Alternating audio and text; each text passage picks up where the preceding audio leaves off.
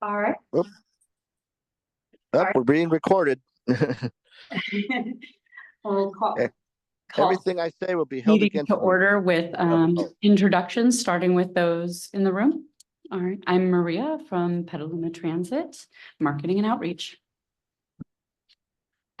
I'm Yuri Kozlin with City Bus, planner on fixed route and paratransit.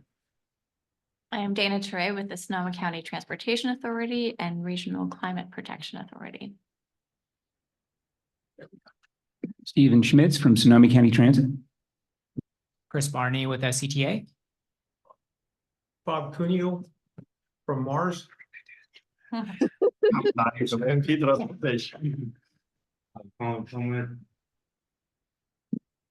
Helzer from the Earl Baum Center. Colin Tolman, Disability Services Legal Center. Kathleen Cortez, I'm Sonoma County Human Services Area Agency on Aging. Steph Britt, SCTA or CPA, and we can move over to the screen. Hello, my name is Tobias Weir. I'm from the State Council on Developmental Disabilities, North Bay office. Hi, I'm Kim Petty, CEO of Onward Rides, Santa Rosa resident and operator of an on-demand mobility service for paratransit. Don Gaffney, ADA Compliance and Program Manager for the Golden Gate Bridge Highway and Transportation District. I'm Eric Little. I'm on the Onward team as well with Kim, and I'm the Director of Marketing. Charles Smith here with Sonoma County Transit. Ross Clinton, SCTA or CPA. Is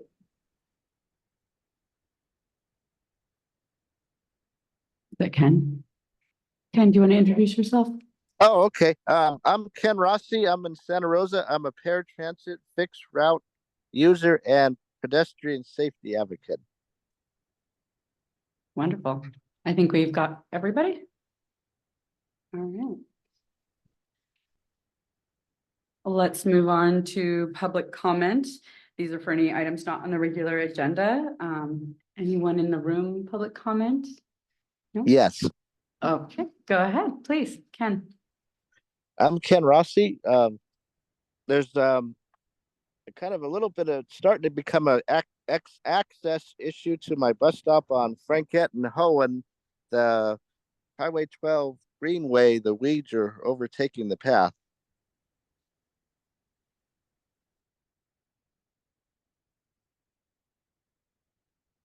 Is it again? This is Yuri Kozlin.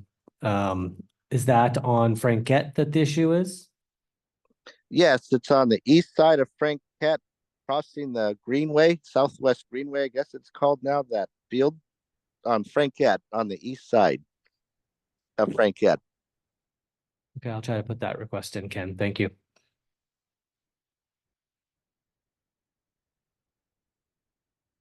Oh, I was just gonna ask if there's time today, if we could talk about the TNC Waive program and what the status is on that.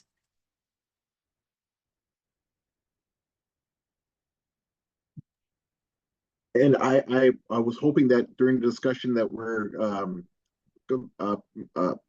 I would like to learn more about the regional regional transportation card that I've been reading so much. So if that's going to be brought up today, that'd be fantastic. We are going to be talking about the RTC card. Do we have time to talk about Waive? It's not on the agenda, but we could. We can add it if we have time. Yeah, we can definitely. Okay.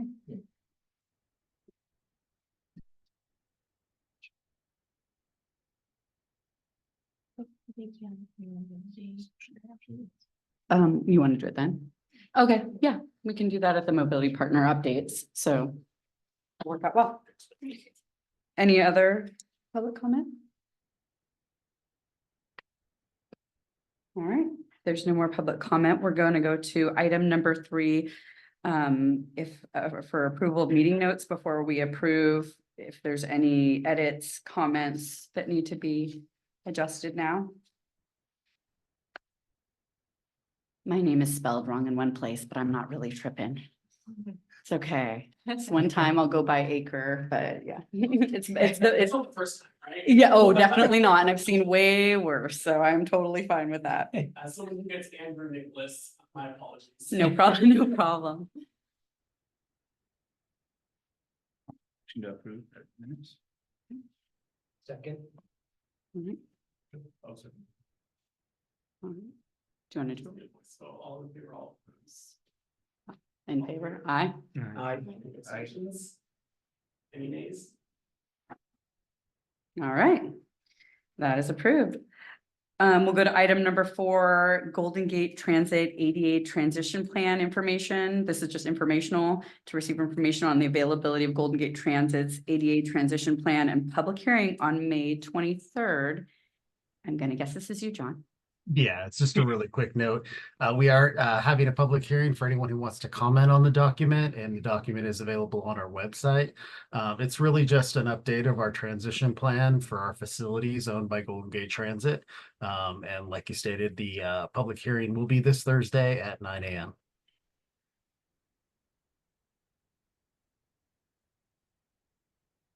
Great, go ahead.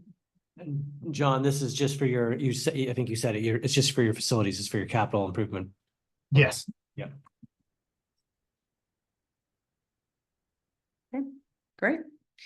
Moving on to number 5, this is the RTC waiver and countywide paratransit eligibility application. Item is up for discussion. I think I did a mini presentation a few months back on when we were adopting RTC. Didn't know if any of you want to start us out on it or? Sure. Yeah. I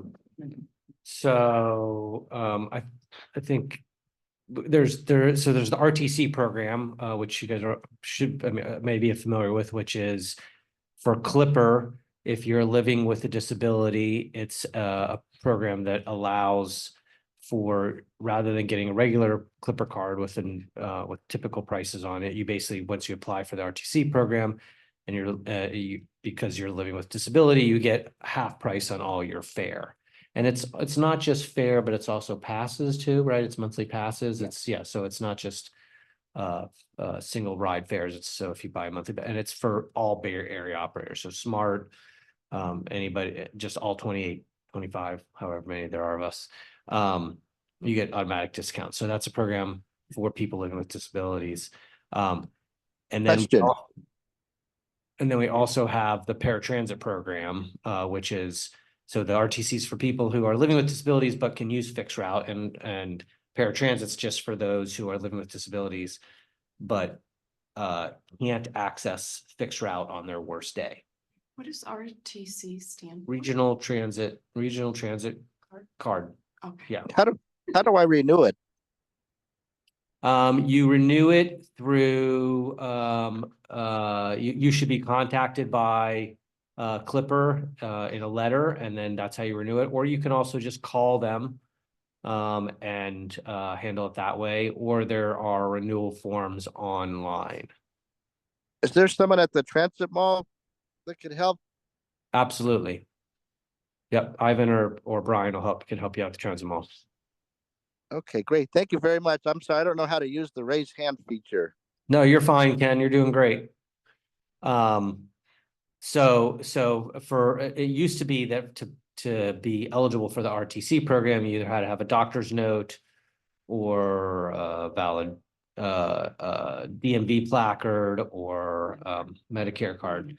And part of the region's coordination has been, some people have argued, some of us, I'll say, have argued that why would we not have the paratransit eligibility be an automatic determination for the RTC card? So similar to the way City Bus, basically you ride free if you're paratransit eligible.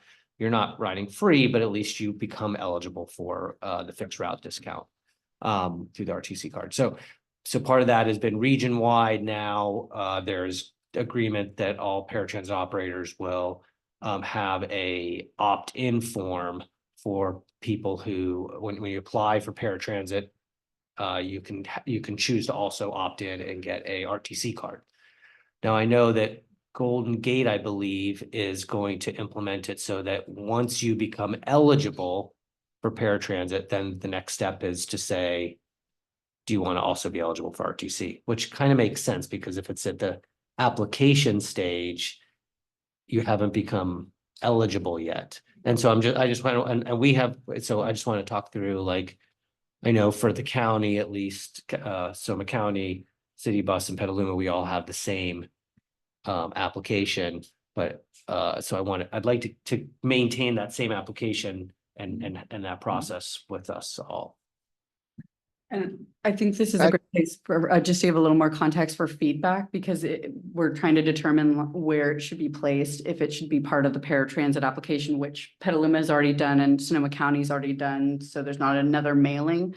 But I do want to like hit one part that you're saying. This is a big win, because now rather than filling out 2 long applications, you're filling out 1 long application, which is your paratransit application. Once you're eligible, then it gives you a shortened version of the RTC, making it more accessible. So right now it's just kind of a discussion in terms of where we place it.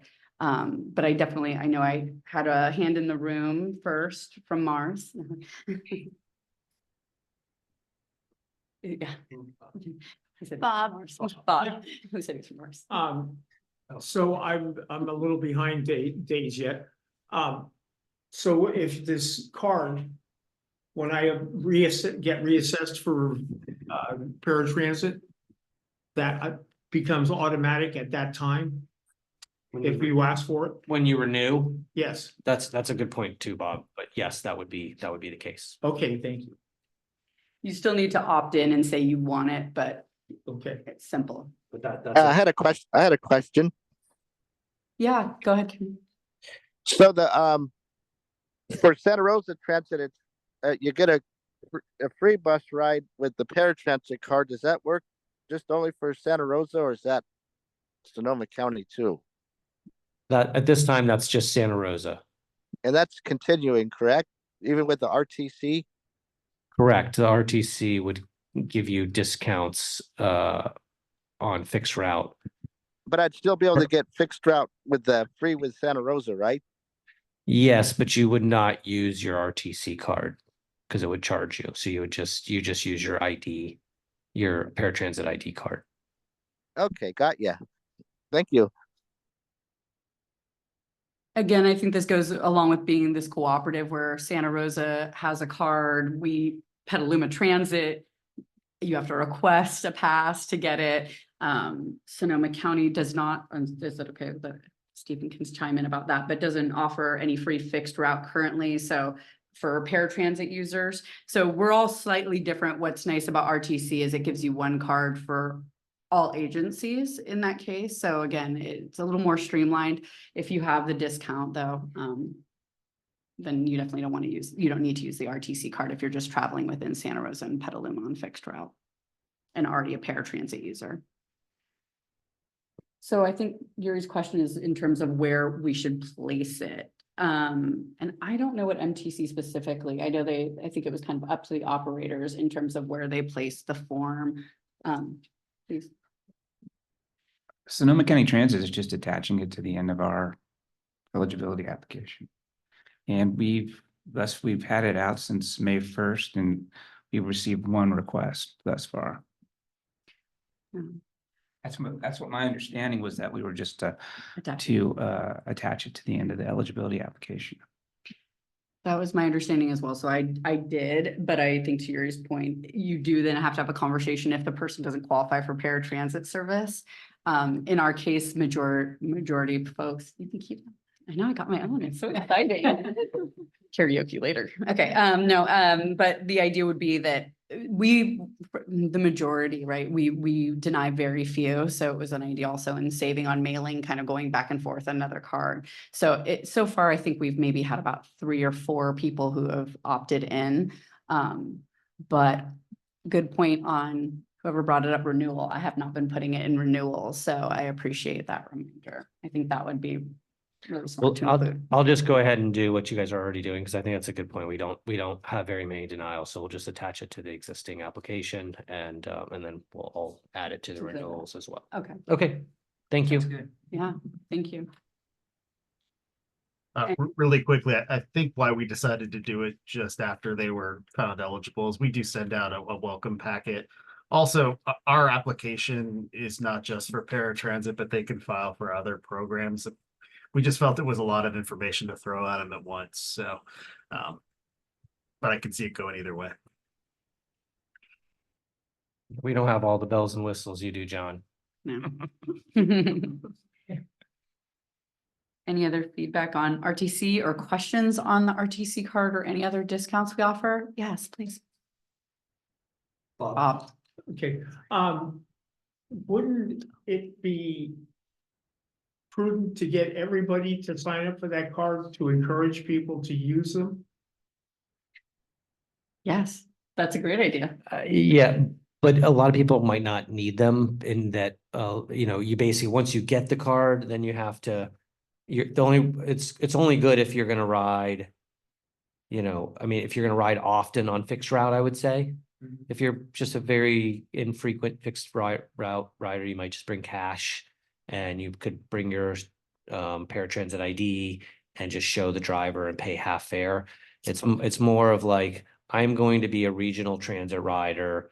I'm riding smart, you know, especially smart where you're tagging on and tagging off without actually interacting with anyone. Right. Then it becomes, or if you're going into the Bay Area, or if you're taking the ferry, or if you're just once in a while riding, it probably doesn't make sense. If you're riding just city bus, it probably doesn't make sense. If you're riding just Petaluma, it probably doesn't make sense.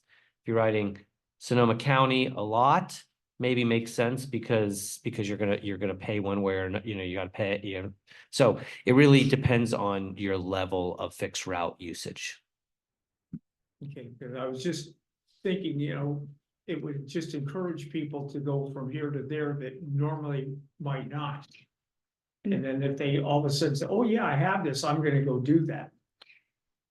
Since there's a lot of financial restrictions to people with disabilities.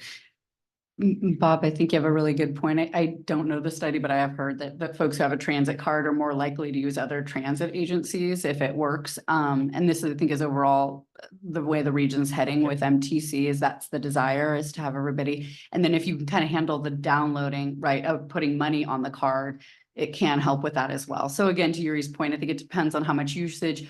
But we definitely don't want to keep this a secret. We want everyone to know, and I think that's where you're going with it. So yeah, Exactly, you know. This is not a hidden secret. There is a photograph required. That's the only still cumbersome portion of it.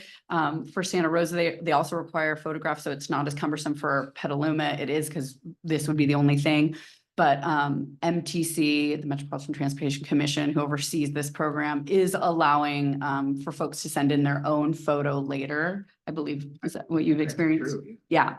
So we're looking at ways of streamlining this, and I think it was a great effort for those who pushed for this, which I know you were. But I was going to say, Colin, you know, if you know, or just any agencies who are working with people with disabilities, if there's a little write-up that you can do about it, or, you know, just getting the word out about it. We can handle it at the application stage, which I think is a challenge to our agencies on how to handle that and make sure people are aware of it. But I think there's definitely, to your point, Bob, I think there's definitely a way to get the word out that this is maybe removing some barriers. Yeah, but no, next one, the code update beginning in June. Yeah, we could put something in our newsletter, but this language definitely would not work. Needs to be something like 8th grade level, like no, you know, really spelled out what it is. And yeah, we could do it. You can easily go onto the RTC or Clipper site and do it yourself, or feel free to work with one of us three and we can help you with that too. Okay. Thank you. Great. Always helpful to have the input because we don't always know what we don't know. So this is very helpful. We really appreciate it. All right. I think we're done with that one. Let's go to item number 6, which is the Countywide Active Transportation Plan, draft projects and programs. This is a discussion item. SCTA staff will provide a presentation with the second milestone update on the planning process and overview of the second round of public engagement. All right, thank you. That'll be me. I have a lot of slides here with a lot of information, but I'm going to go through them fairly quickly. And if anybody wants to dig deeper into it, it's in your agenda packet. I'm also happy to take questions. So I came to this committee with an update, the first update, milestone 1 update in November. And then in March, I provided an update on kind of feedback we got through a stakeholder working group we did with people living with disabilities and seniors. So got a lot of good feedback there. And so this is our kind of second milestone update.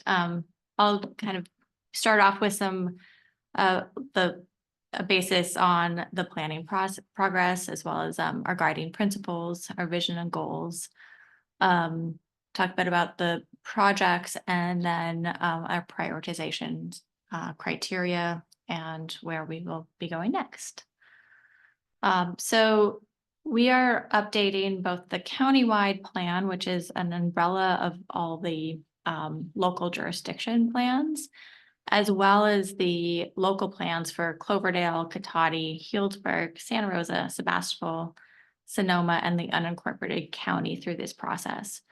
The city of Petaluma, the city of Santa Rosa, and the town of Windsor are all also updating their plans right now, but through independent processes. The projects that, once those plans are adopted, the projects from those plans will be incorporated into the countywide plan so that they're all in one place.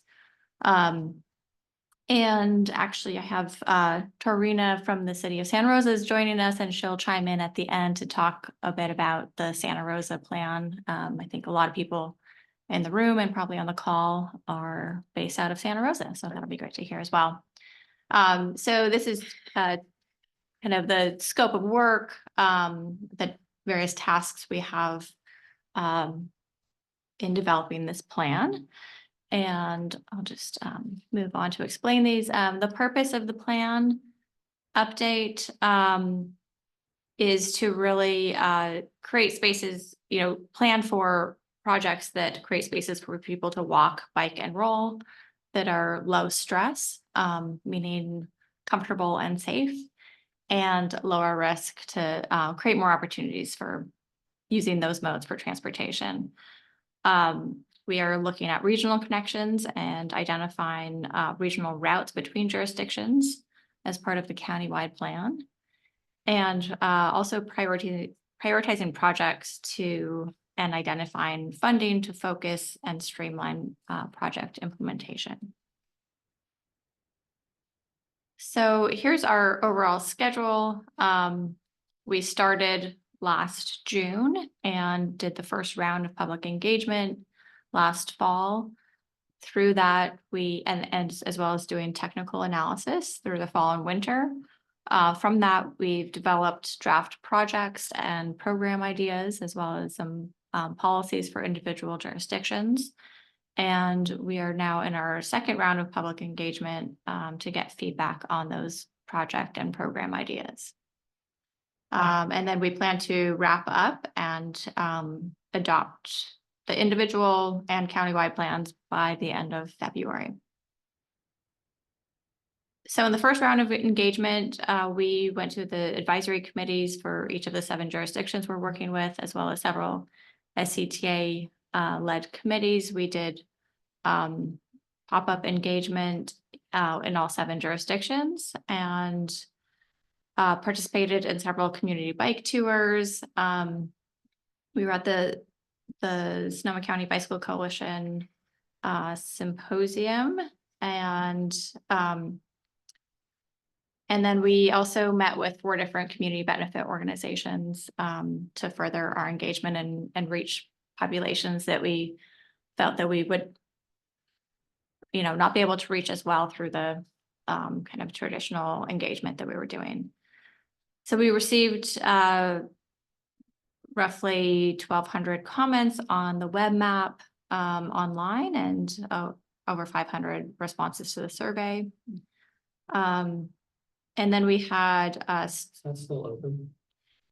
we actually have a second web map open right now. So the first round of engagement, we were with a sort of a blank slate and asking for ideas on where people would like to see improvements and or where there's areas that they feel are unsafe or they would like to bike, walk, or roll. And in the current round, we have the draft, a map with the draft projects that people could provide input on. So there's, yeah, this one is closed, but there's a new one open.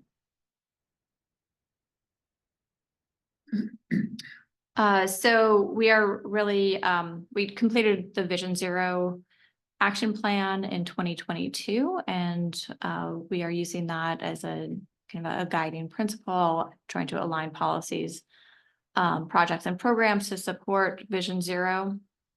And we've also used a lot of the data that came out of that process, including the high injury network, to inform areas that need some infrastructure improvements. So we are using the concept of all ages and abilities, which really is to try to make facilities usable and comfortable for everyone who wants to walk, bike, or roll. And the premise behind this is that the majority of people, you know, and this is kind of geared toward bike riding, but it could also be applied to people walking as well.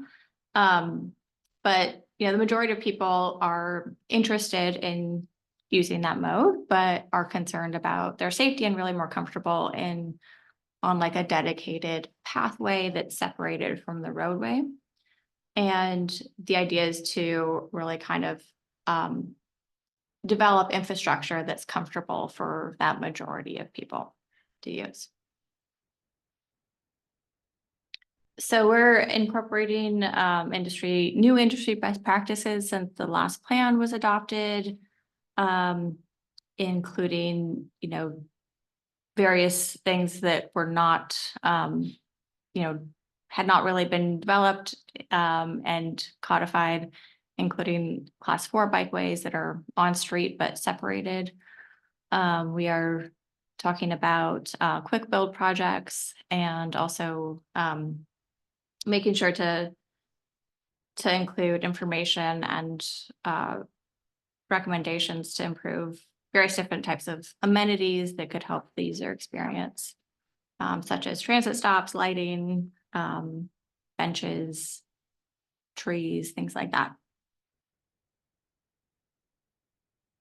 So this is kind of the bicycle facility toolbox, the various different types of bicycle facilities, and the facilities you see with the dotted lines. Within the dotted lines are what we consider more low stress, so separated on-street bike lanes or bicycle boulevards that have some traffic calming elements and not just sharrows and signage. Buffered bike lanes, so having some painted space that's more separated from vehicle travel, and shared use pathways. Similarly, we have a pedestrian facility toolbox that includes sidewalks, crosswalks, higher visibility crossings, including flashing beacons, looking at things like curb extensions to shorten the distance between for crossing the street, things like leading pedestrian intervals at signals, and hybrid beacons. Can I ask a transit question? Yeah, go ahead. In that pedestrian facilities toolbox, or maybe somewhere else, is there bus stops? So I think that we can certainly include recommendations around bus stops, and I'll get into that a little bit in the prioritization discussion. We're not planning for bus stops, but we can certainly guidance. Yeah, have some guidance around improvements around bus stops and accessibility to them. Just from a transit perspective, there's like 4 legs of the trip, and you got a transit trip or a pedestrian trip, and you have 2 of them up there, you know, walking to your final destination and walking from the bus from your house or from, basic too, but that third leg where there's a pedestrian on the pedestrian side is, gets missed a lot and it's kind of outside of what really any of our plans touch on. Most transit plans are talking about routing and that sort of thing because we don't really often, well, city's a little different in that we have we do maintain the right of way, but a lot of times most transit just don't maintain the right of way. And so I think that's a gap that happens. So the third leg meaning Waiting for the from bus waiting for the bus, so the waiting area. or the deboarding. I mean, there's also that part of it where you Yeah. just, if you're in a wheelchair or you can't safely get on or off the bus.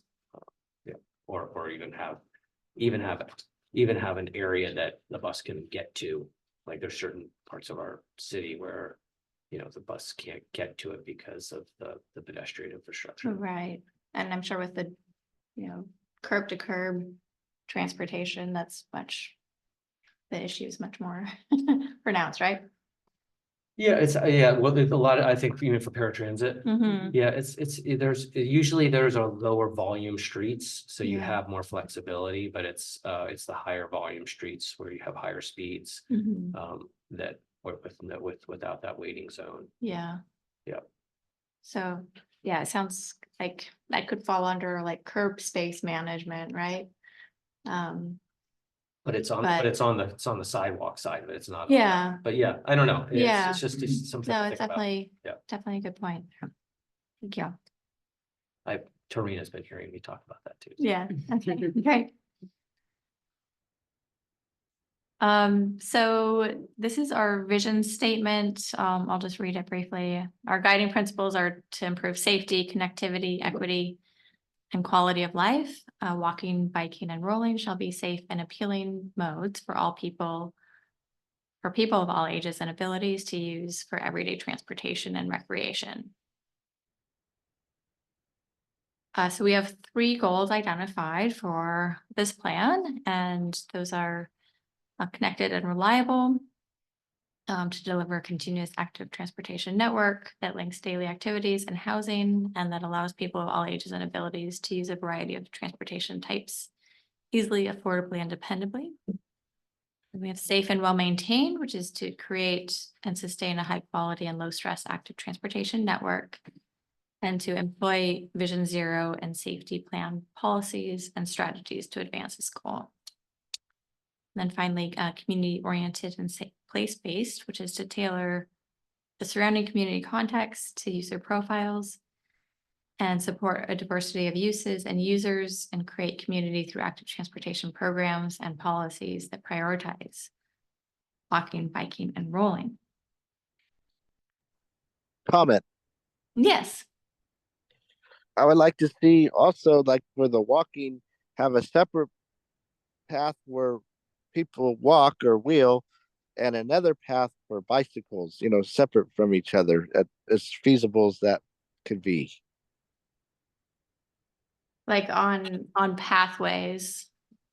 Yeah, like on pathways, like I guess the Greenway in Santa Rosa is the next hot thing, have a separate path, and other places, where there's bike and pedestrian, I'm not sure what areas we're talking about, wherever there's combined use, where there's just, like a park or greenway or something like that, or other places where have, separate bike and pedestrian.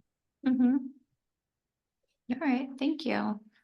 Well, I think that I've seen that done in some places on some shared use pathways where there's some painted delineations and stenciled icons to separate the modes. And it's generally done where there's really high volumes of both bikers and pedestrians. Thank you for your comment. This is a very zoomed out map of the county that includes both existing and proposed projects. I'll get into that a little bit more as we go. We have prioritized the projects within each jurisdiction that we're working with and into 3 tiers. And the purpose of this is really to create a top tier of projects that align with the goals of the plan and also really align with criteria that is used in many different grant applications and would make the projects more fundable in the near term. So the criteria we used include safety, equity, proximity to existing transit, including future smart stations, proximity to schools and colleges, things that have been identified as regional priorities, and then also high access, low stress. So within certain higher density geographies, closing the gaps in a low stress network. Through this round of public engagement, we are taking input on priority projects, and if when projects are receiving a lot of input for being really high priority, that could bump that project up a point as well. So yeah, as I mentioned, the tier 1 projects are really to guide local agencies to identify projects that should be focused on first for next steps for implementation. So as I mentioned, we are in process of our second round of community engagement, getting input on the various different projects and program ideas. We've done, or we are about halfway through, doing pop-up events in each jurisdiction. We're actually doing 3 in the unincorporated county this round. It's because of the kind of geographic spread. And then we're doing a community meeting in each jurisdiction to kind of open house style to gather input as well. We have a web-based poll on program ideas and also a web map with the various different projects that folks can add their input to. I have some postcards here that I'll just leave at the front if anybody wants to pick them up at the end of the meeting. This has links to the project website and those surveys. How long is the survey open till? Through the end of June. Okay. Yeah. So the next stage in the plan will be to look into the funding and implementation. So we'll be finalizing the priorities and identifying various fund sources that could be potentially used to implement those projects. Here's just a high-level overview of how we expect the layout of the plan to look, with volume 1 being the countywide plan, and volume 2 having a collection of all the local plans. And then we would have our implementation strategy and appendices. Each local plan kind of would follow a similar structure, but really be focused on those local projects and policies and priorities. So this is just a little overview of engagement with this committee. As I mentioned earlier, we came to this committee in November for the first round of public engagement. This round of public engagement, as I mentioned, is through the end of June. And this fall, we will have a draft plan that'll be available for public review and input. And we plan to come back to this committee with an update on that in November. And then finalize the plans by the end of February. So I think I will actually stop sharing my screen. I'm going to turn it over to Tarina Wilson from the City of Santa Rosa to give an update on the City of Santa Rosa's plan, and then could open it up for questions. Great, thanks, Dana. Yeah, so my name's Torina Wilson. I am the transportation planner for the city of Santa Rosa. And as Dana said, the city of Santa Rosa is working on their own version of the active transportation plan. We have had our own version since 2010, maybe even before that, before my time at the city. And the reason that we have our own is so that we're able to dive into a lot more detail. And so, as Dana had mentioned, their plan is for unincorporated county and a couple other jurisdictions, whereas ours is just for within the Santa Rosa city limits. However, there is quite a bit of coordination that we have. And so some facilities, for example, Joe Rodota Trail, that's one where we coordinate with one another since it goes into the Santa Rosa city limits, but then it's obviously within the county as well. And we are in our first phase of public engagement, whereas Dana is in her second phase. And in our first phase of public engagement right now, we're in that period of time where we're asking the community to let us know where they're experiencing issues, where there might be barriers. We also want to know places where we're doing something right.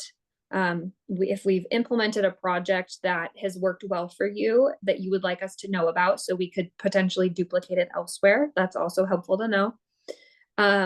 Everything that Dana said about the countywide plan in terms of focusing on low stress facilities that are for all ages and abilities, that's exactly what we're looking for.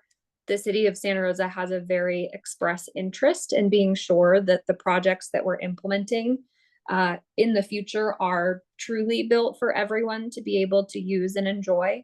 And so there's really nothing from that presentation that I think is different from what we are doing. And that was why I am attending today, to let this group know that we are working on our version of that plan and that we are in the public engagement phase. I will put in the chat a link to our project webpage, but I'll say it out loud too, since there's several of you in the room and you may not be able to see the chat, but it's srcity.org/ATP. And you can also just Google Santa Rosa Active Transportation Plan. It should be the first thing that pops up. On that webpage, we have a list of all of the in-person outreach that we're doing. I believe we have 4, maybe 5 more events, including tomorrow after work. I'll be at the Wednesday night market in downtown Santa Rosa. There's the City Works Festival, which is going to be really fun. It's where the city brings out a bunch of tractors and garbage trucks, and it's like a public works celebration. So I'll be there with a booth. And then Thursday of this week, I have a formal community workshop where folks can come, receive a presentation, and then it's more of an open house style after the presentation. On the website, there's a couple other events listed that you could attend. There's also an online interactive survey, which looks very similar to the one from the countywide plan. And we would really appreciate if we could hear your feedback. My favorite thing to tell people is that I can't do my job well if I don't know where there are issues in the community that I need to focus on. The same thing is for SCTA. We really depend on folks letting us know where there's issues or what your priorities are. I've heard Ken mention several things in this meeting that are helpful. And so Ken, I hope that you're also able to memorialize those comments on our online webpage, or if you're able to come chat with me in person, that would be great. I don't think I have any other updates, but if you do go to our project webpage, my contact information is on there, and I'm happy to chat at any time. Thanks so much.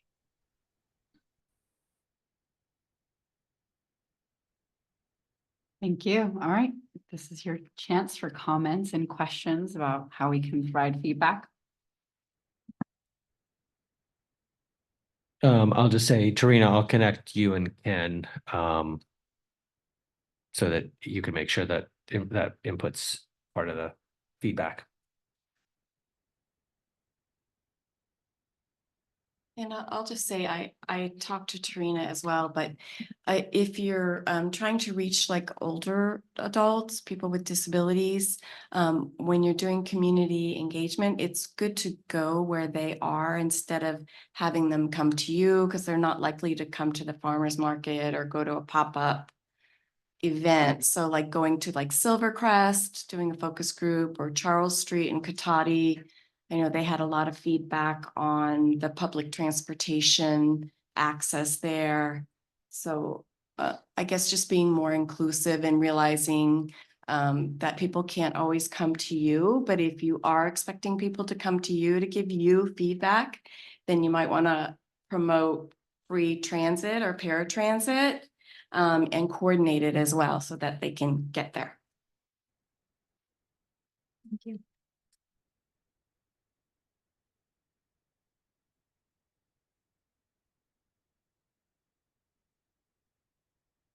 Do we have any comments online? I do not see any. No? All right, well, if there are no for any other comments. Oh, I see something in the chat. Just make sure it's on. It's the link. Oh, okay, Which I will have in the notes. perfect. I'll have them included in the notes for this meeting. And I know that my colleague Ross is probably also able to share it out that way too. So we'll get it out to the committee for sure. Wonderful, thank you. I'll also just mention that on the countywide plan page, we have a link to City of Santa Rosa's, as well as Petaluma and Windsor's plan pages as well. So you can navigate around if you're looking for a particular area. Would you like transit agencies to help promote as well? Like, I mean, I know with Santa Rosa you have your own, but for us to kind of push it out. Yeah, so Petaluma, you guys have your own as well. I know, yeah, I know, but since now you told me there's a link to ours and yours, I'm good Yes. with pushing it out. Yeah, that'd be great. Thank Okay, you. awesome. Wonderful. Okay. If there are no other comments or questions on item 6, we'll move to item 7, which are roundtable updates. We'll start with transit and paratransit operators in the room, then go to those on Zoom, and then we'll move to mobility partner reports. I will start because it'll be easier and less confusing for me. Petaluma Transit, a few updates. Yes, we had Plan Fest, which was with our general plan and active transportation plan last weekend. So we are as well doing our own outreach. Thank you for the comments and suggestions there. Let's see what else. In terms of some of the projects we have going on right now, fare free, I feel like a broken record, but I keep talking about it because I want everybody to share it. July 1st will be Petaluma Transit's go date for fare free. This will include paratransit services. We're the first in the Bay Area to offer free paratransit service. So we're hoping to get a lot of great press and great outreach for that, just to show that hopefully how it can be done. We're definitely going to see an uptick in paratransit applications and ridership. We're doing our best to prepare for that right now. But we're really excited. There will be no passes. There'll be no cards. There's no application. We're calling it just show and go. You show up, bus is there, you can get on. So paratransit will still be a pre-booking, but again, show and go, no punch cards needed. So we're going to stop pass sales this month. We've notified everyone. Clipper has been notified. So if you do tap on a Petaluma Transit vehicle, it will not charge you. But if for any reason you wanted to tap on, you're more than welcome to, starting July 1st. The old habits die hard. But we're really excited. So I'll be looking to this committee to help with just getting the word out. So we'll give you flyers and such for that. Of course, this is only within Petaluma, but again, we're very excited. We are on path with microtransit that will be launching mid to late July, early August. Just getting everything in a row with that. That microtransit will operate right now. We have a preliminary zone of 2 miles, incorporating the SMART station, downtown Petaluma, the fairgrounds. And our goal with the microtransit is to have an on-demand option for folks wanting to book their own rides. It'll come to the nearest curb. It'll give you a ride projection. Again, there will be no cost for this service. It is app-based in the same way Uber and Lyft are, but there will be a phone call-in option for those who don't want to use a smartphone. And we're just looking to get people who haven't ridden on the bus, and we'll be doing more connections to our fixed route service because we want it to be an integrated network. And again, if I haven't said it, that will be free as well. So more to come on microtransit. In terms of ridership, we've seen for paratransit services, we've seen a 24% increase in April from April of 2023. We're not quite at 50% recovered from pre-COVID, but again, with fare free, I'm sure we will surpass that. We're right now at 47%. And we do have an opening for a dispatcher, if anybody is interested at Petaluma Transit. All right, I think that's all I have.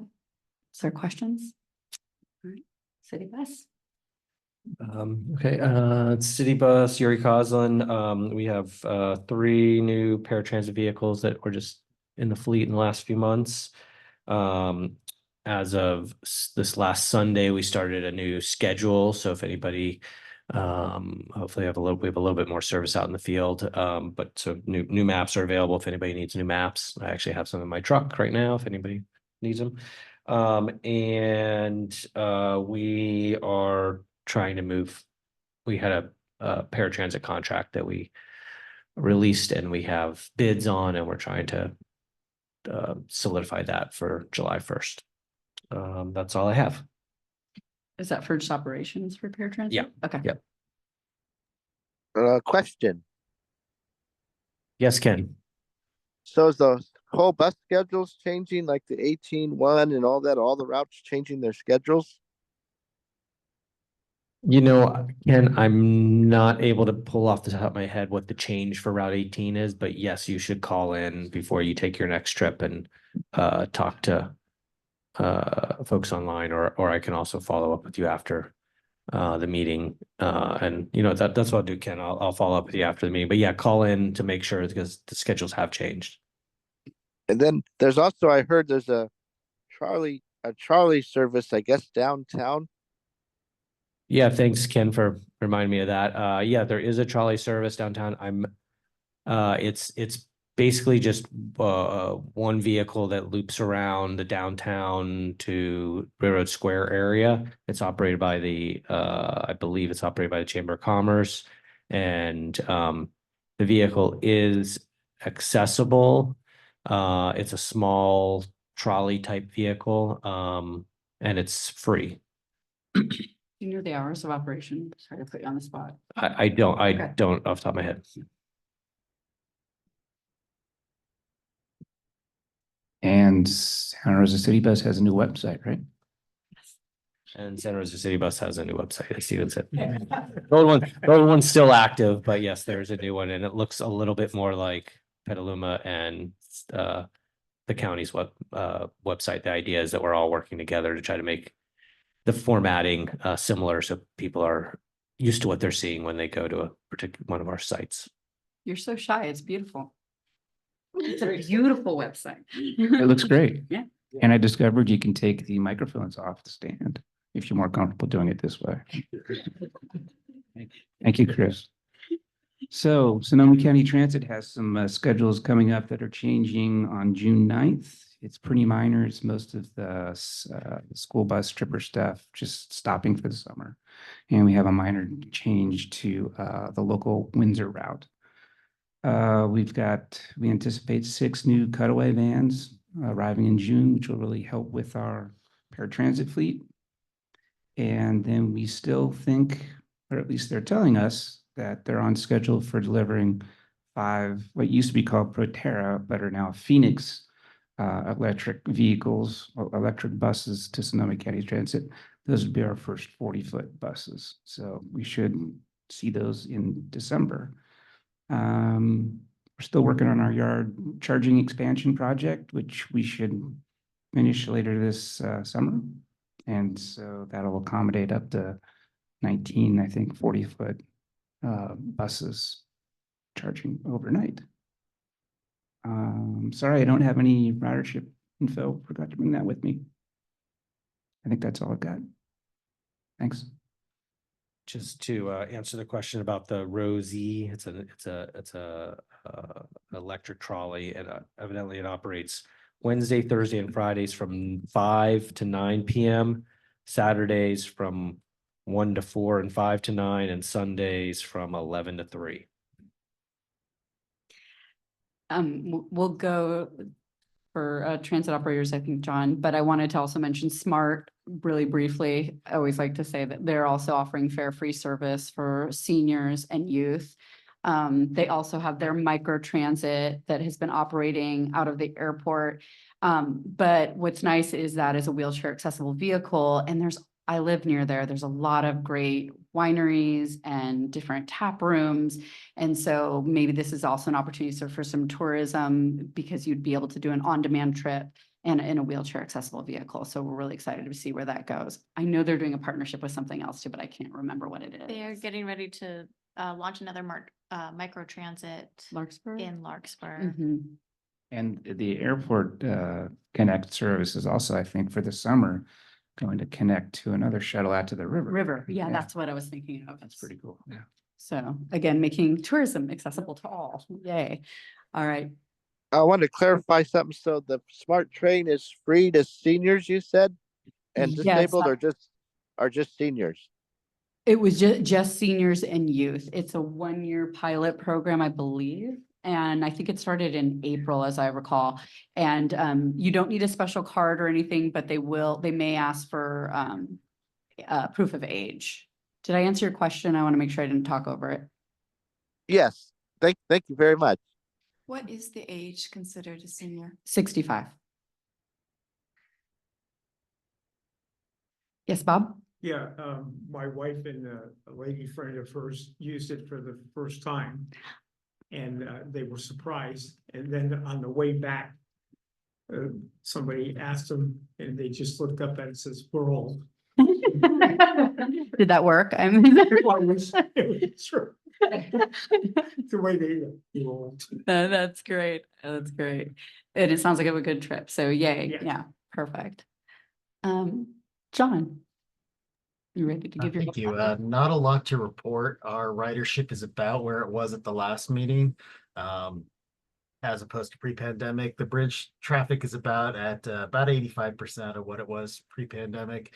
Our bus and ferry they linger somewhere around 50%, 50-60%. And the paratransit is climbing, but still at about 60-65% of what it was pre-pandemic. I don't have any other fun things at the moment, but hopefully next meeting. Thank you. Bob? Do you think that some of the lack of, say, more instantaneous people coming back to paratransit and stuff had to do anything with the pandemic itself? That there might be less older people or handicapped people being able to use it because they're not here anymore? That was quite a few people all at once, is what I'm getting at. So if it was 50%, it might have been 60 or 70 pre-pandemic. But it would be normal for today because of attrition. I don't think any research, I mean, at least the agencies in the room haven't done any research on what are the reasonings that it hasn't fully come back. I think anecdotally, the consensus is kind of that, folks are still a little fearful in terms of going back out, probably less trips in that way. But I don't know if anybody have any other comments on that? Is there an experience of less day programs? Yeah. Yeah, we definitely had a couple day programs that closed during the pandemic, and they were high trip generators for us. I know in some cases too, because of the pandemic, folks found other ways to get around, and they may be relying on those as well. Again, just anecdotally, I've spoken to a few, the aunt, the neighbor, et cetera, that they're relying a little more heavily on. And more people are relying on technology. Mm-hmm. Yeah, I think we've seen a lot of increase in delivery services. Yeah. Oh, that's good. Yeah. Awesome. All right. So we have all our paratransit operators. We'll go to mobility partner reports, and who wants to kick that off? I can go. Thank you. So Area Agency on Aging, every July 1st, we start our new fiscal year. And for this year, we'll be kicking off our 24 to 28 Older American Act contracts, 2 of which fund transportation, volunteer driver programs. We'll be only funding 2 this year, and that will be Petaluma People Services Center, so in the Petaluma area, and then Sebastopol Area Senior Center in Sebastopol, West County area. So those programs, our volunteer driver programs, are free for anyone age 60 and over. You have to be able to get in and out of a volunteer's car on your own, but it is door to door. And other than that, we're still working on our local master plan for aging. We plan to present it to the Board of Supervisors in September. So stay tuned for more on that. And then I just had a question that came up. One of our contractors is Council on Aging. They have an Alzheimer's daycare program in Santa Rosa. But anybody in the county could come to that program, and they're really challenged with transportation to get people with dementia to their daycare center. So my ask to the transit providers here is, how do you accommodate people with dementia with paratransit? Is it considered a disability? And what are the parameters around dementia to use the service? I'll tackle it first. You guys can add on, but I think that would typically dementia, as you know, most presents, would be somebody who might be confused when transferring, which would make them eligible for paratransit service in most cases, if they would potentially be at risk when traveling on their own.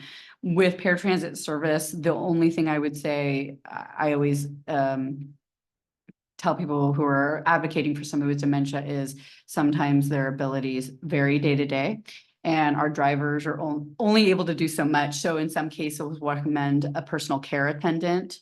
With large groups, it might be that it is one, if possible, that rides beginning on the first trip. So there's different ways you can get around that. But when they apply, if they mark that they need to have a care attendant, then that care attendant will travel free. So what I would advise, and again, please chime in for my other transit operators, is to see if they can have a care attendant with them to avoid any potential issues that might occur. Good answer. Yeah. Okay. Eric on the screen. I can't see that. Hey, yeah, so I'm not sure if you're familiar with Onward. We're a newer rideshare-esque service we offer a door-through-door, like more hands-on level of delivery. And we actually just won an award, a national award with the Alzheimer's Association of America, because some of the services that we offer can be tailored to really meet the needs of that population. Specifically, like our driver is essentially the care attendant as well. And so they can do a couple of additional things that, maybe paratransit operator or drivers who are taking care of additional folks who are on the bus maybe wouldn't be able to do, like waiting for someone, when they go in for a service or some sort of service, and then coming back and being with the same person. So yeah, there's maybe a conversation that we could have following this, because we're operating in the area already. But for similar reasons, right? Depending on the stage of dementia, they may still need an attendant just to safely travel, even in the back of a vehicle. So, but yes, we're working with AgeWell, PACE, and others in the area already. Bob, you had a question? Yeah, comment. Over the years, I've ridden a lot of buses or a lot of paratransit. And I just wanted to say that the city and the county, as long as I can remember, with those type of clients aboard, have done unbelievable jobs at unbelievable times when there wasn't an attendant there to help. And I've seen it many times. And I just want to comment how wonderful they treat the people, and how their attention is on them, and it comes natural. But it was just something that just struck me when you were saying it, because I can remember times where a driver was pulled off the road because they couldn't handle it and stopped and convinced them that when we're gonna go again, as soon as everybody behaves. And just kept at it in a nice, pleasant way. That was one of the bigger ones, but it was just, you know, it's a wonderful thing to see work. And the drivers all done wonderful jobs with that. Thanks, Bob, on behalf of all of us. Yeah, our drivers do a great job of, there's a lot of things that, but we don't want to put them in that situation where we have somebody where it's going to be guaranteed at not a good phenomenal. fit. But Kim and Eric, I know we're doing the, I don't know if Kathleen, did you get to finish yours? No, we didn't finish people. No. Okay. But But we look forward to hearing more about your service because I got some questions. Me too. I will say just again on the personal care attendant too, if drivers are trained, at least well, and typically we'll report if there's an issue and they're seeing like repetitive where they're concerned. And then the paratransit, whoever's handling that will reach out to the family, but that can be tricky. So again, I'm also excited to hear what Kim and Eric have to say, but Kathleen, go ahead and finish your update if there's. Oh, no, I don't have anything else. Okay. We had an aging and disability with sex on Friday of becoming independent. Thanks to you and say what's coming out again. This was a really well attended event this year. So looking forward to doing next year. And then I have a question for onward, but maybe get time for it in the presentation. Wonderful. I would say, yeah, Colin, that was a great event. I know that the city active transportation plan, we were there, and Paratransit was there, and it was a nice change of venue from the fairgrounds and well put on. Thank you. Yeah, we invited, and I think it's on. You know, that going forward. Any other updates in the room? Okay, then we'll move to Zoom, and I guess we'll start with Kim and Eric. So hi again, I'm Kim Petty, co-founder and CEO at Onward. I happen to be a Santa Rosa resident. We operate a FTA ADA compliant rideshare service designed for older adults and individuals with cognitive or mobility impairments. So operate throughout the Bay Area, Los Angeles, and Phoenix today. And, you know, I have been remiss in showing up for my own local council. Just wanted to really, you know, raise awareness for the work we're doing. We are working with the new PACE Center, Age Well, in Roanoke Park, so because they have very similar requirements to transit in terms of drug testing and fingerprint background checking and all those types of things that you don't typically see from rideshare. We are a TNC, so our drivers are 1099, but they're fully vetted to meet compliance requirements, and as are their vehicles and all of that type of thing. So would love to learn a little bit more about things like you know, any mobility on demand or rider choice, or you know, we're doing everything from paratransit overflow to you know, specialty first mile, last mile programs for people who need to figure out how they get from the bus to their endpoint, et cetera.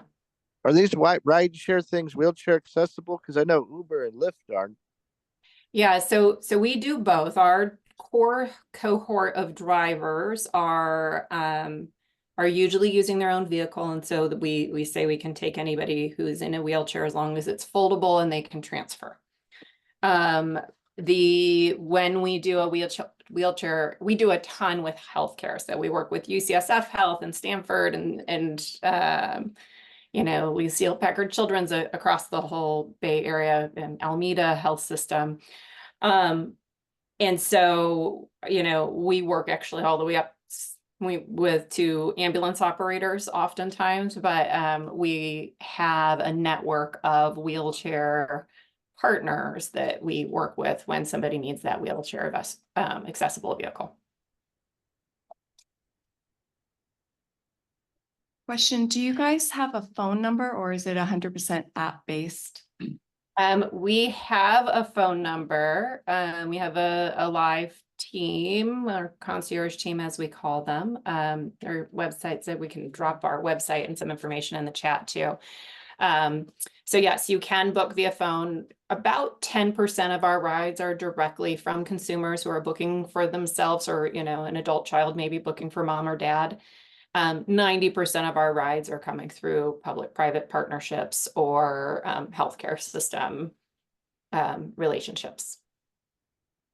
And those are generally being booked directly by the partner organization, not by the rider, right? The partner organization is booking a ride for Mr. or Mrs. Smith. John, you Yes. have a question? Yeah, you mentioned that you partner with a lot of different wheelchair accessible providers. Do you have any in this area that would be able to provide for Sonoma or Marin County? So we have about 23 in the Bay Area total that we work with. We have only a couple up in the North Bay. You know, it's a smaller pool, Wheelchair Express and a couple of others, but we've been doing a ton of outreach and have an onboarding process where we put them through the vetting that we put our drivers through to make sure they've got the right insurance and all of that type of stuff. So for an organization, you know, with our healthcare partners, to give an example, the expectation is on demand. When you're booking a hospital discharge, you need it now, not tomorrow. And so they're getting acceptance rates from our wheelchair gurney network within 1 minute through the platform. And over 50% of their trips are booked with less than 2 hours notice. Great. Is that Wheelchair Express? Wheelchair Express, I know we've reached out to Wheelchair Express. I actually think it's a different company, a couple of different companies that we've been looping with in the Santa Rosa, Petaluma area. And then we've got a bunch that are out of the Bay Area, but they operate in Marin and Southern Sonoma County. So is the pricing the same based on whatever vehicle is used? Because you mentioned gurneys and ambulance and stuff. I imagine that would be totally different by level of service. And that's, you know, a part of our big promise to the healthcare system is they overutilize the ambulance. And we're saying, how do we get people to the lowest cost, most appropriate level of service so that they can be safely transported? So our on-demand responsiveness for what we call the companion ride, that's the sedan level of service, in the larger Bay Area, you know, we fulfill about 85% of trips requested with less than 1 hour notice. And, you know, that number is getting better and better as we build more density and more demand, just like Uber and Lyft have unmatched responsiveness because of their density. Gotcha. Thank you. But I really was going to try to, you know, I'm like 10 minutes from y'all. I was going to try to get there in person. I didn't make it happen today. So today, if somebody wanted to book a trip, they could either in Santa Rosa as an individual. Yes. They could go to the phone number or download the app and be able to do that. That's correct. And then beyond that, if you're a provider and you're interested in a partnership, just reach out, whether it's a hospital or housing or a public agency, just reach out. That's right. So, you know, we have ongoing discussions going with Memorial. You know, the number of rides we have with Age Well, because the CMS funding for the PACE programs includes transportation, is continuously growing. So we're seeing increased volume in the North Bay. A new resource, new transportation. It's great. We'll continue with any updates for anybody I can't see online. Any other report outs? All right. Tobias is still online. I don't know if you have an update. Tobias, do you have an update? I just recently was at a supported living conference. Sorry, Colin, I couldn't come to your event because it was on the same day and I was assigned to go up to Sacramento. But we did a lot of emergency preparation, and so I kind of have a question related to that. Are the agencies here involved with the first responders in the area to be able to in a case of a regional emergency, to be able to transport people with non-traditional wheelchairs that can't be transported in, you know, the normal vehicles? Is there any kind of mutual aid agreements or anything like that going on, or? The only thing that comes to mind is for, at least for Petaluma, we have an EOC and they communicate with us in terms of, so we have plans in place for, especially with our mobile home parks, what areas transit will take over to mobilize. But that's what we have right now. So we work closely with our EOC to make sure things are ready in the case of an emergency. Great, thank you. Yeah, the only thing I'll add is I think during the past emergencies, the only resource request that we've seen slip through the cracks is some of the gurney requests when hospitals are being evacuated, when all the gurney transports are not available for individuals that are trying to move to a shelter or whatnot. And so we've seen a couple instances where those that need has been difficult to fulfill, but otherwise the transportation needs, you know, typically follow the EOC hierarchy that Maria mentioned, which is you know, if at the city levels it can't be fulfilled, then the request gets sent up to the county EOCs and from there on to the state. I had a question about that. Go ahead. Is there something that notifies, like with the city or the county or EOC, a person can say, you know, I'm disabled and I'm going to need help evacuating? Because in the 2017 fires, the police came to my door and they had no idea my whole complex was disabled. You know, just and they, you know, they were caught by surprise, and they're from, and plus it was so chaotic because there was people, you know, it was police from other areas. But I was curious if there's a registration or something that says there's someone disabled at blah blah blah address or disabled complex that gonna need assistance evacuating. So I'll give my answer, and Maria and Stephen and anybody else can jump in. The way that it typically works, Ken, is we know where you are, transit, you know, and so if there is no list for you to sign up on, but your paratransit providers often will know where you live. So City of Santa Rosa, we know where you live, but our resources are at that point dedicated to where we're directed to be serving based off of the police and fire and the zones in which they're evacuating. So if you're in a zone that is required for you to evacuate, we coordinate and look up the people that are in those zones and try to and work to evacuate those individuals. But it's based off the evacuation zones, not based off of individual requests. So typically what we found in the meantime is that, you know, there's a lot less rides being provided during emergencies because people are, you know, everything's disrupted. They're not going shopping. They're not going to day programs. They're not doing doctor's appointments. So what we do is, you know, when we're not giving rides is we're checking up on people, whether you're in a zone or not, to find out, you know, what's going on and if you need a ride. But all that being said is no, there is no list. And the number one thing that you should do is try to make your own plan with your neighbors or your loved ones. That's what they tell everyone to do. Yeah, I just don't have that kind of thing available because my neighbors need help transporting, and you know, I don't have right. my family. Well, and in that sort of situation where you're in a housing complex that is its own entity, it's the responsibility of that entity to make a emergency plan. There's not this it's so for all the senior complexes, it's their responsibility to have an MOU or a contract in place for evacuation services. And then they have then when they get to said evacuate, how do you get back from said evacuation place? I guess transit is available for that. Yes, but again, if there's other evacuation zones going on, then those resources are going to be prioritized to that, not necessarily returning people to their home.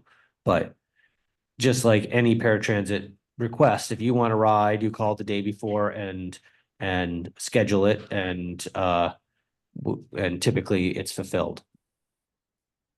I'll just add the County Department of Emergency Management has an Access and Functional Needs Committee. It's facilitated by Jordan Rico from DSLC. And they do have a transportation committee that looks at transportation in emergencies for people with disabilities. So the coordinator of that is Sage Limp at Department of Emergency Management. So any updates to the Department of Emergency Management evacuation plan would be held by Department of Emergency Management. Is that the same one with Andrea Strongman? No, it's Sage Limp at Department of Emergency Management. It's called the AFN committee. And they have a separate. There's a subcommittee on emergency transportation that the county also holds. Oh, could be. That's what. Could be. I just know that Sage coordinates with Jordan for the AFN committee. Because it's my understanding is we are the subcommittee for the access and functional needs. Okay, yeah. Anyways. Yeah. So any issues, you can always email Sage, and hopefully they can address your concern. I just wanted to echo Ken's experience, because I was a staff at the Sonoma Developmental Center in 2017 when we had the fires, and there was no vehicles that could handle the sizes and the heaviness of the wheelchairs that we had, and a lot of the folks that were in the cots in the medical beds as well. So we had to actually call the National Guard to come out with their large vehicles to be able to get those wheelchairs in there. So it's always been a constant concern of mine in the future of that replicating itself. And this is going from DSLC, joins my supervisor, and this has been a big topic in the AFN committees ever since 2017, and is a big concern for our clientele. Yeah, I believe in 2017, there were no contracts in place for that type of vehicle because Sutter, Kaiser, and a lot of the nursing homes were being evacuated at the same time. All of our gurney transport was in use. So people who lived at home and required that type of transport were not a priority or were not serviced. So this is an issue we've continued to raise in my area. And all I can say is that we've brought it to the attention of Department of Emergency Management that they do need to have alternate providers during an emergency for people who live at home and need gurney and wheelchair transport. Do you want to go? Yeah, I mean, I was just gonna say, if we want to bring this back as a discussion item, we can certainly put it on a future agenda. If we do that, we should have somebody from the the active and functional Would be needs. appropriate. If you guys do that, I mean, I can see if Jordan can come to what you mean. I think that's a great idea. So that might lead us in, if everybody's done their updates, to our future agenda topics.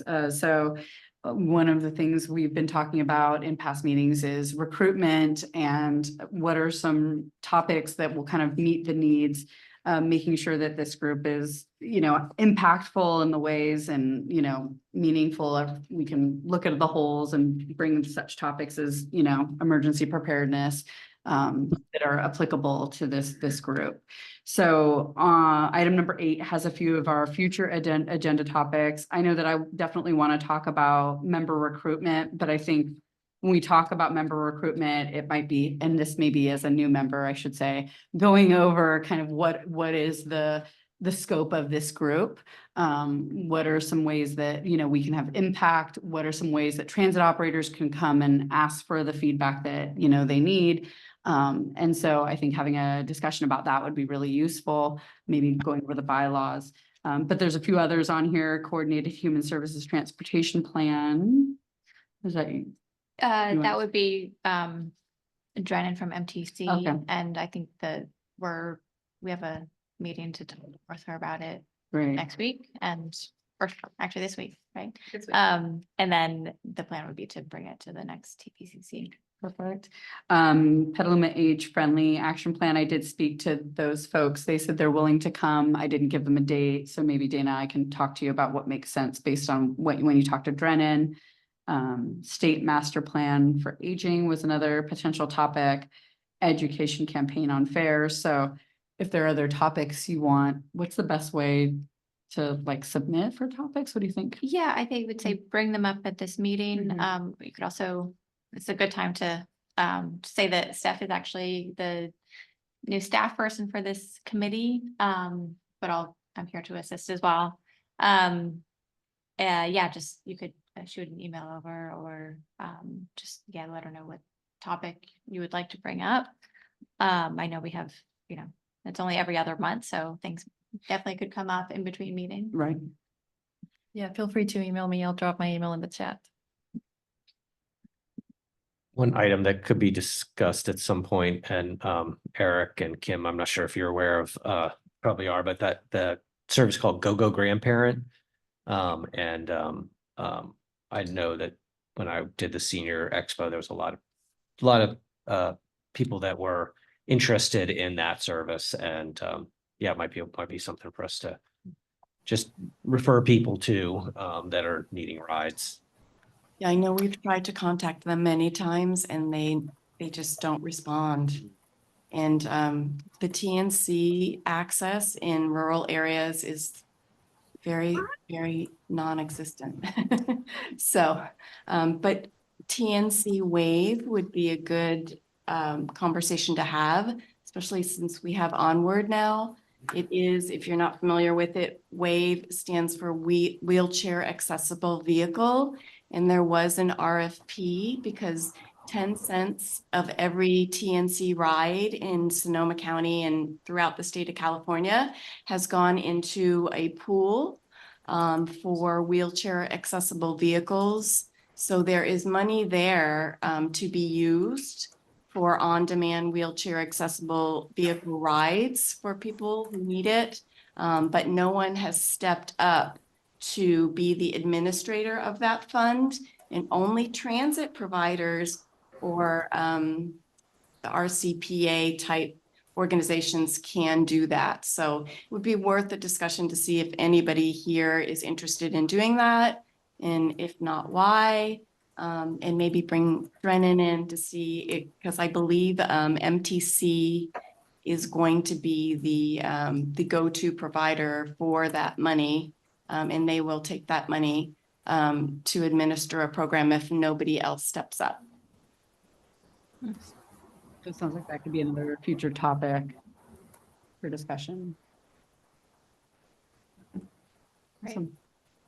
All right. And Kathleen, you mentioned the local or Sonoma County plan for aging. Yeah. Is that something you could bring to this committee? Yeah, so at some point as well? We plan to bring that to the Board of Supervisors for adoption in September. So anytime after that. Great. All right, so get those ideas to Steph and we'll continue the conversation. That brings us to item number 9. Any other business comments or announcements? All right, then with that, we'll adjourn. Sorry, one announcement. I'll just say City Bus is going to be in the Pride Parade on the 1st. So if anybody wants to contact me, you could probably ride with us. And where and when is this gonna be? The Pride Parade on June 1st in Santa Rosa. Yes. Yeah, it's I actually. It's downtown. Yeah, it's downtown. It's usually on the courthouse square. Yeah. So if you contact me if you're interested, Ken. Okay, great. Thanks, Yuri. All right, With that, we're adjourned. Are you guys decorating a bus, Yuri? Or are you guys gonna decorate a bus? Yeah, we'll have some, I think, I haven't